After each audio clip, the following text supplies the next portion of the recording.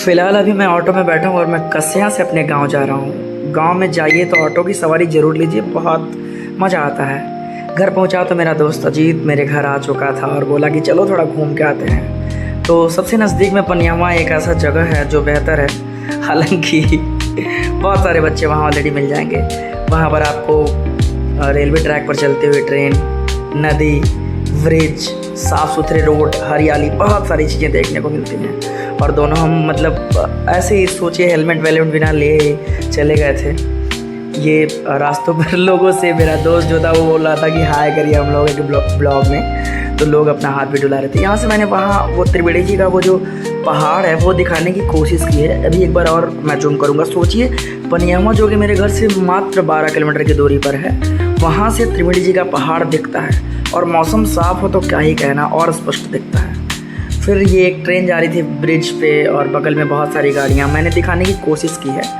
आप आएंगे कभी पनियावा तो देखेंगे लगभग 1 किलोमीटर से ज़्यादा लंबा ये पुल है। कई तरह की घटनाएं भी हो चुके हैं, यहाँ लोग आके बहुत सारी फ़ोटोज़ लेते हैं। ये नदी है, पानी अब धीरे धीरे बढ़ रहा है बारिश के कारण, लकड़ियाँ बहती हुई जा रही हैं, वो मैं देखने की कोशिश कर रहा था। वहाँ दूर तक नदी फैली है और कोई और छोर नहीं दिखता है। बहुत सुंदर जगह है, लोग घूमने के लिए आते हैं। मैं नज़दीक से वो जगह दिखाने की कोशिश कर रहा हूँ। आप देख रहे होंगे वहाँ पर रेलिंग टाइप की एक चीज़ लगी हुई है कि रेलवे ट्रैक पर अगर कभी आप इमरजेंसी में फंस जाते हैं, ट्रेन आ गई, तो आप उस जगह पर जा कर के अपने आप को सुरक्षित कर सकते हैं। देखिए पहाड़ वो दिख रहा है, यहीं से दिख रहा है। और त्रिवेणी जी भी का मतलब बहुत दूर नहीं है, लेकिन फिर भी वहाँ से पहाड़ का दिख जाना मतलब अपने आप में अतुलनीय है, अनोखा बात है। फिर यहाँ पुल से खड़ा मैं वो घाट दिखाने की कोशिश कर रहा हूँ जहाँ पर नीचे हम सभी के क्षेत्र से आने वाली सभी लाशों का अंतिम संस्कार किया जाता है। वहाँ पर एक सज्जन मुझे दिख गए थे, बहुत ही सीधे साधे आदमी। मैंने जानने की कोशिश की कि कहाँ के रहने वाले हैं और कैसे आए हैं, तो वो बगहा 2 के रहने वाले थे। फिर थोड़ी सी बातचीत की मैंने, बहुत ज़्यादा गुटखा खाने से उनका दांत खराब हो गया था, तो मैं उनको समझा रहा था कि मत खाया करिए, लेकिन वो सिर्फ मुस्कुरा रहे थे। चूँकि जिन लोगों को जिन चीज़ों की लत होती है वो इतनी आसानी से नहीं छोड़ती, हम कहने को तो कह देते हैं। और ये देखिए उसी में नौकायान पर विहार करते लोग आपको दिखे होंगे, एकदम मिनी गोवा की फीलिंग आ जाती है उसमें। और ये मैं उसकी बाइक लेके दौड़ रहा था।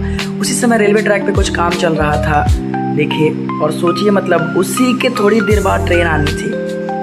अब देखेंगे कि ये लाल कपड़ा रखा हुआ है, किसी इमरजेंसी में वे लोग अगर वहाँ खड़े हैं तो वो दिखा के ट्रेन को रोक सकते हैं, मीन्स खतरे को रोक सकते हैं। एक बार फिर मैंने पुल की दूरी दिखाने की कोशिश की है। इसके बाद हम चाहते थे कि आप लोग वो जगह देखें जहाँ पर हमारे क्षेत्र के लोगों का अंतिम संस्कार होता है। ये देखिए ये किनारा है नदी का, वो पुल जब हम ऊपर थे तो दिखाए थे।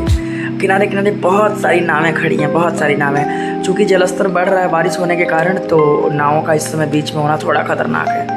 ये वो भवन है जिन्हें बारिश में लाश जलाने के लिए यूज किया जाता है। ये देखिए एक लाश वहाँ पर ऐसे जल रहा था। और इस तरह मतलब कभी पनियावा का घाट ऐसा है कि मैं जब भी गया हूँ 1-2 लाश जरूर जलता है। मेरा दोस्त ये तुलसी जी की माला ले चुका है, नहीं तो हम मछली की दुकान पे जाते हैं, जो कि पनियावा का सबसे मशहूर खाद्य पदार्थ है। लोग दूर दूर से आते हैं यहाँ पर मछली भुजा खाने के लिए। तो चूँकि अब उसे इन चीज़ों से दूरी बना के रखनी है, तो मैं नहीं चाहता था। ये पवन कुमार दुबे जी हमारे क्षेत्र के क्रांतिकारी व्यक्ति जिन्होंने शिक्षा में क्रांति लाई। सचमुच मतलब इतना आसान नहीं था हमारे क्षेत्र में लड़कियों के लिए ग्रेजुएशन पोस्ट ग्रेजुएशन की डिग्री हासिल करना। इन्होंने बहुत सारे कॉलेजेस खोल के ये सब आसान किया। ये पेड़े की दुकान है और आप कभी भी कहीं भी किसी से पूछिएगा, पनियावा की 2 चीज़ें सबसे मशहूर हैं, मछली भुजा और पेड़ा।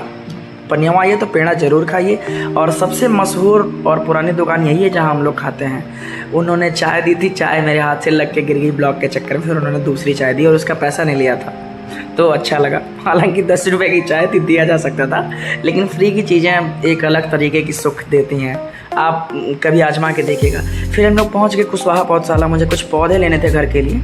ये हमारे क्षेत्र का सबसे बड़ा पौधशाला है और मुझे लग रहा है कि दूर दूर तक यहाँ से पौधे सप्लाई किए जाते हैं। मैंने बहुत फास्ट वीडियो में सारे पौधों को दिखाने की कोशिश की है। दरअसल ये तो एक छोटा सा पार्ट था उनके पौधशाला का। मुझे लेना था बैम्बू प्लांट, तो यहाँ पर मुझे बैम्बू प्लांट मिल गया था और मैं लेके घर आ गया था।